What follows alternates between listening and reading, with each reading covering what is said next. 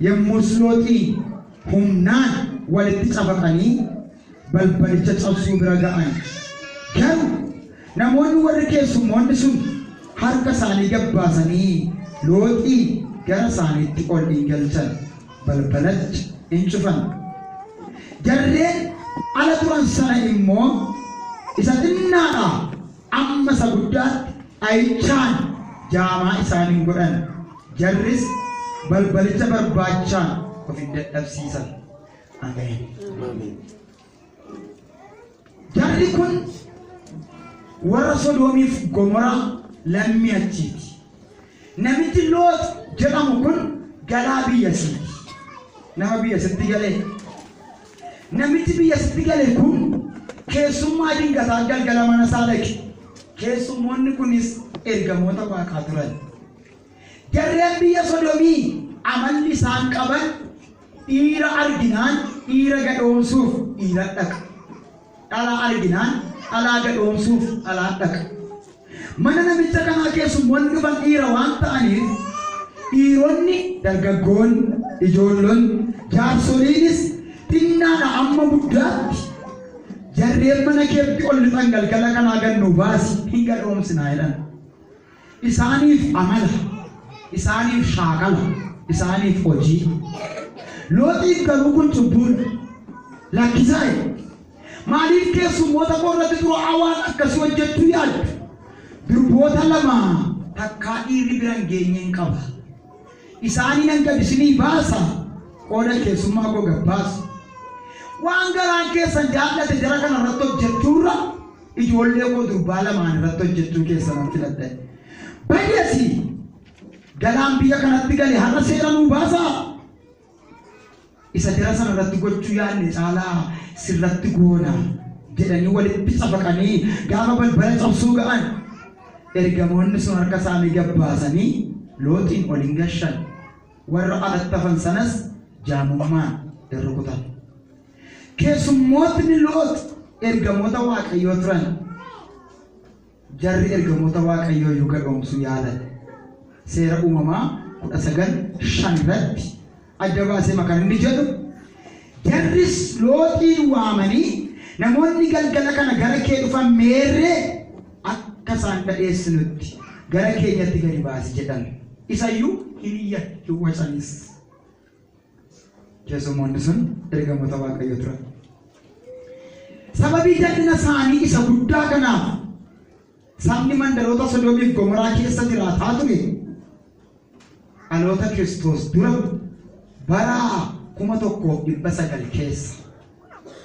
Bara 1900 keessa dhagaan boba'u samii irraa itti roobee gubee isaan balleesse. Bari shaakalli saala wal fakkaata dhaloota Kiristoos dura bara 1900 ture. Baruma sanatti immoo eekamsi Waaqayyoo dhagaa boba'uun irratti roobe. Isaanis hin balleesse. Macaafni qulqulluun kan kana dhugaa ba'u seera uumamaa 19:24-25. Seera uumamaa 19:24-25. Yemmus Waaqayyo bantii Waaqaa keessaa dhagaa boba'u ibiddas mandaroota Sodoomiif Gomoraa irratti gadi roobse.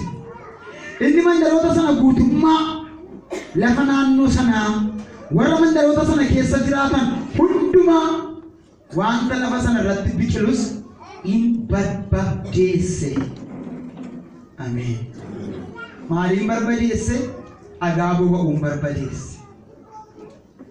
Mandarri Sodoomiif Gomoraa xuraa'ummaa Waaqayyootti hin tolle waan hojjetteef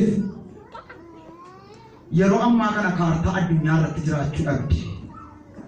Mandarri Sodoomiif Gomoraa dhaloota Kiristoos dura bara 2000tti mandara lalisaa, mandara bishaan gaarii, mandara kuduraa fi muduraan keessatti argamu, mandara hawwisiisaa turte bara 2000 keessa.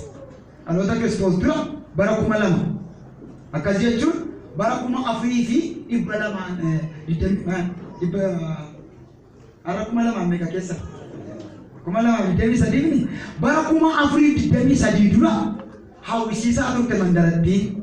Dhaloota Kiristoos booda 2023 jallee jirtu. Dhaloota Kiristoos dura immoo bara 2000tti maal turte? Hawwisiisaa gomjaasisaa turte. Sababii shaakala jaallattoota saala wal fakkaataa kanaan balleeffamteef yeroo ammaa kana kaartaa addunyaarra hin jirtu. Yoo kaartaa addunyaa barbaaddan Sodoomii fi Gomoraan hin jirtu. Maal taate? Hin balleeffamte.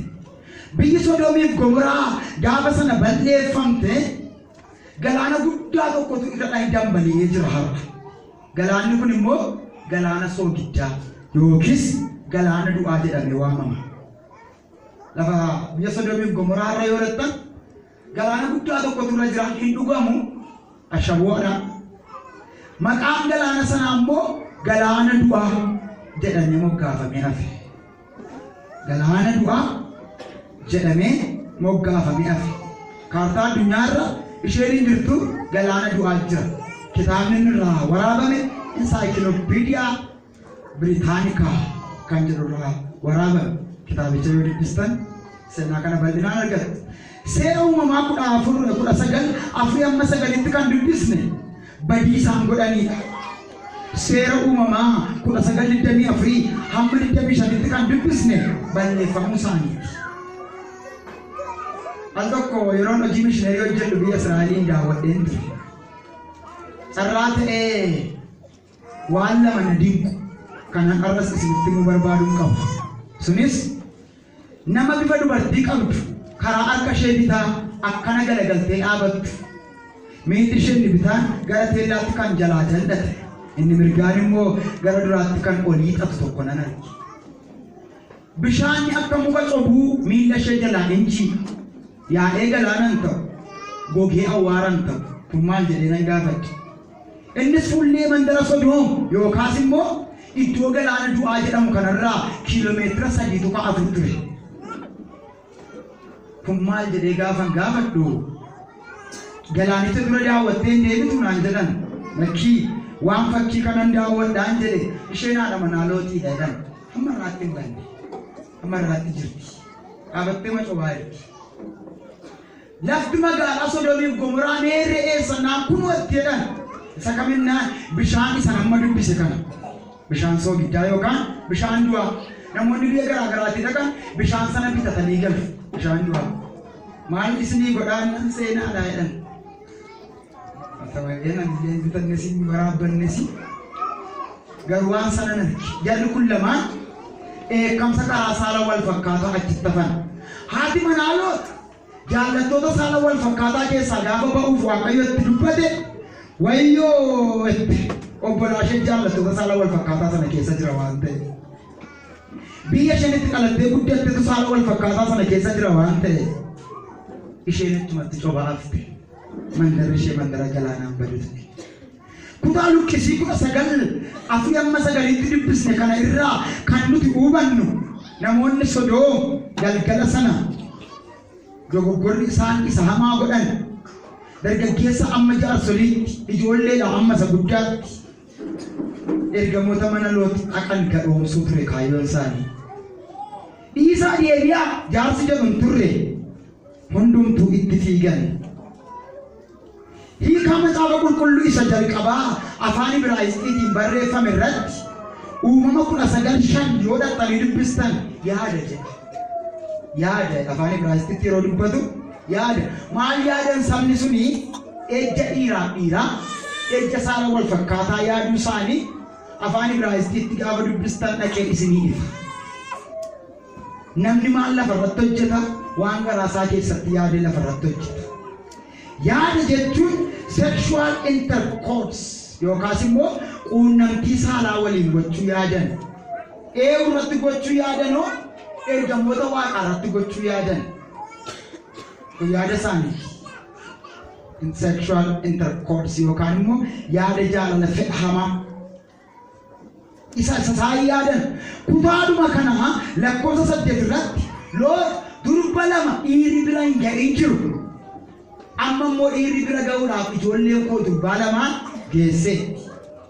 Isaanii na isin kenne. Lakki nu dhiira durba barbaadaa hin jirru. Siinuutti daballee gadhoomsuu fedhaa jedha. tokkoon dhaloota Sodoomiif Gomoraa balleessuudhaaf yaada Waaqayyoo irratti ol ka'e.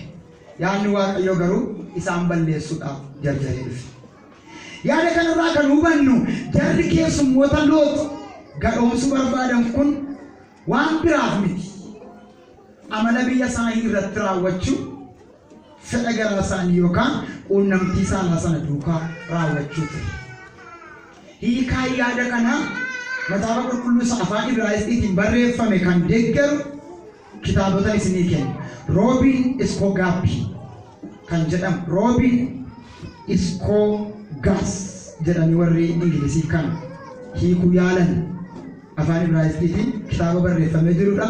Ingiliffaan Roobin Iskoogaas jedhanii kan isaanii kan.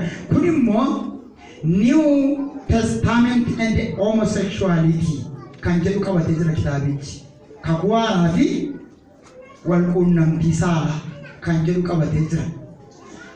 Hiikaa dhumti kitaaba kana erga afaan Ingiliziitti hiikameeti walitti qabame bara 1983 kan barreeffame Philadelphia Fortress Press kitaaba jedhuun uwwifamee jira. Kanaaf gosoota kanaa yoo seentan kitaaba kan Roobii Iskoogaas kan jedhu afaan Ibraayisxiitti yookaan dubbistan ta'e isin gargaara. Afaan Ingiliffaan The New Testament and Homosexuality kan jedhu achuma jala jira. Achuma irraati immoo bakkeessaa irraa Philadelphia Fortress Press kan jedhamu bara 1983 kitaaba maxxanfame. Kunis 73 barreeffame 83 xumurame waggaa 10 kitaaba barraa'edha. Shaakalli jaallattoota saala wal fakkaata namoota Sodomaayitis jedhamee waamama. Amalli shaakala isaanii kun Sodomaayitis jedhamee waamama. Maaliif shaakala jaallattoota saala wal fakkaataa jedhame yoo shaakala malee kennaa Waaqayyo kenne miti. Shaakala malee waan Waaqayyo eeyyame miti. Kanaaf Sodomaayitis inni jedhamu sodoomummaa isa nuyi jennee waamnudha. Inni kun shaakala malee kennaa Waaqayyo kenne miti. Waaqayyo duratti cubbuu guddaa ta'e kan mul'ate Sodomaayitis. Kanaaf Waaqayyo ergamoota gara mandara kanaatti erge shaakala xuraa'aa kana rukutuuf, amala xuraa'aa kana rukutuuf, hojii xuraa'aa kana rukutuuf ergamoota mandara sanatti erge. Uumama 18:20-21 akkas jedha. Maaliif dhaqanii ergamoonni kun akkas dhiphatan? Seera Uumama 18:20-21 nan dubbisa. Waaqayyo kana booddee Abrahaamiin iyyanni warra Sodoomiif Gomoraa irratti dhiyaate attam guddaadha. Cubbuun isaaniis amman baay'ee ulfaataadha.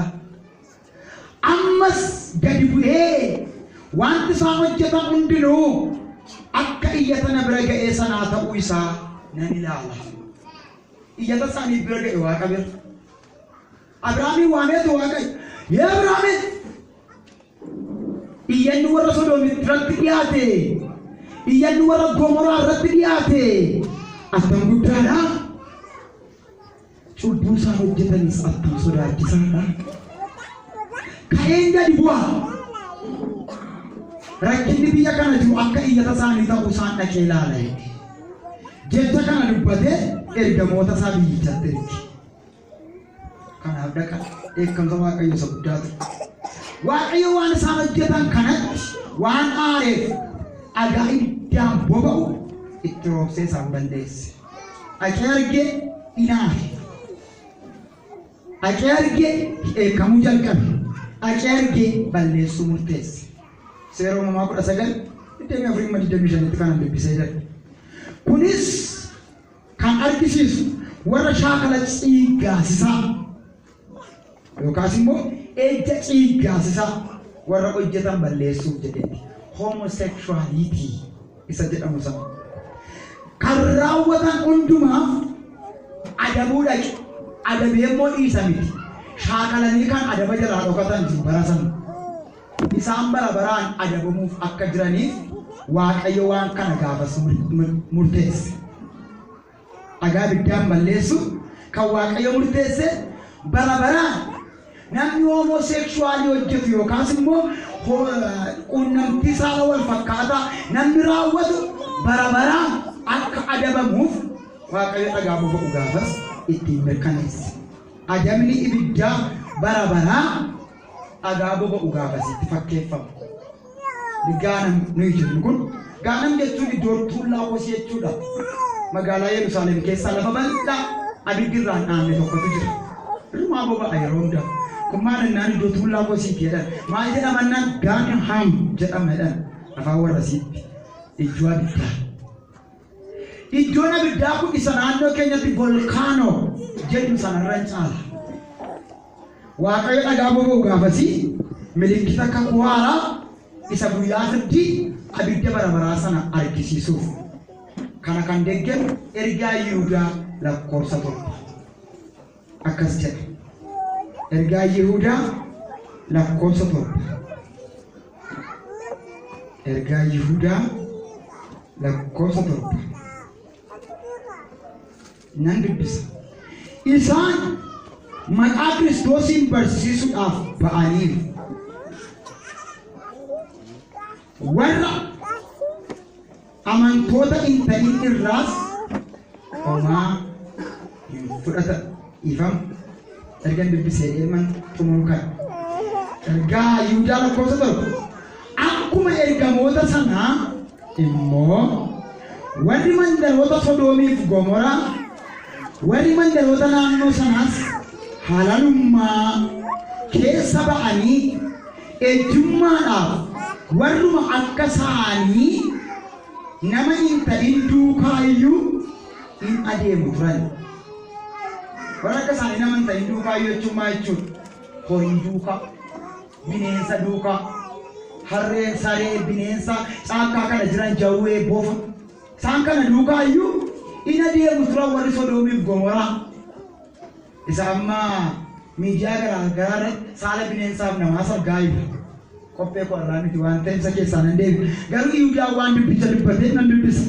Isaan warruma akka isaanii nama hin ta'in duukaa iyyuu naannoo sana warra jiran duukaa iyyuu keessa ba'anii ejjummaadhaaf duukaa iyyuu adeemaa turan. Isaan adaba ibidda bara baraa fudhachuudhaan wanta warra akkasii irratti dhufuuf jiru argisiisuudhaaf fakkeenya ta'anii. Warra kamitti dhufu abidda jiru warra cubbuu hojjetanitti warra ejjanitti warra amala xuraa'ummaa qabanitti abidda bara baraatu dhufuuf jedha. Warra bineensaa jiraatanitti warra akkana isaanii nama kan hin ta'in fuudhan warra akka isaanii nama kan hin ta'initti heerumanitti iyyuu immoo adaba kana fiduudhaaf jarri Sodoomiif Gomoraa fakkeenya badiisa bara baraa ta'aniiru. Fakkeenya badiisa bara baraa ta'aniiru. Jireenya bara baraa lafa haaraa waan haaraa dhufa lamini Sodoomiif Gomoraa lafti haaraan dhaqee lafa miti bishaantu dhaqe bishaanichi immoo bishaan nuyi dhunnumin bishaan soogiddaadha. Bishaanichi immoo bishaan soogiddaa jedhamee hafe miti bishaan du'aatti moggate. Namni bishaanicha yoo dhuge hin du'u. Namni bishaanicha keessa yoo bu'e hin du'u. Ogeessuun bishaanichaan nyaatamuu hin gaafatu bishaanichuma qammasuu gaafata bishaan du'aatu waan ta'eef. Dhaloonni cubbuu kana hojjetanii ta'e fakkeenyi badiisa bara baraa itti murtaa'eera Yihuudaan. Sadaffaa dheekkamsi Waaqayyoo maaliif jaallattoota saala wal fakkaataa irratti boba'ee? Dheekkamsi Waaqayyoo maaliif jaallattoota saala wal fakkaataa irratti boba'e? Dhagaa boba'uun isaan fite maa boba'e kun maa ta'e? Rakkoo maalii uume Waaqa duratti? Waaqayyoo maaliif saala dhiiraaf saala dubartii uume? Maa saala faallaa uume Waaqayyo? Boba'uu dheekkamsa duraa boba'uu dheekkamsa kanaa dura maaliif Waaqayyo dhiiraaf dubartii uume? Isa laata. Waaqayyo yeroo nama uume dhiiraaf dhalaa godhee saala faallaa uume. Maaliif? Jalqabuma Waaqayyo gaafa nama uume waan gurguddaa sadiirraa nama uume. Biyyoo lafaa, hafuura isaa, lubbuu. Waaqayyo gaafuma nama uume akka namni biyya gurguddaa sadii keessa jiraatuuf nama uume. tokko biyya gadameessa garaa haadha biyya jedhamu keessa biyyi kun ji'a 9 booda kiyaa ba'u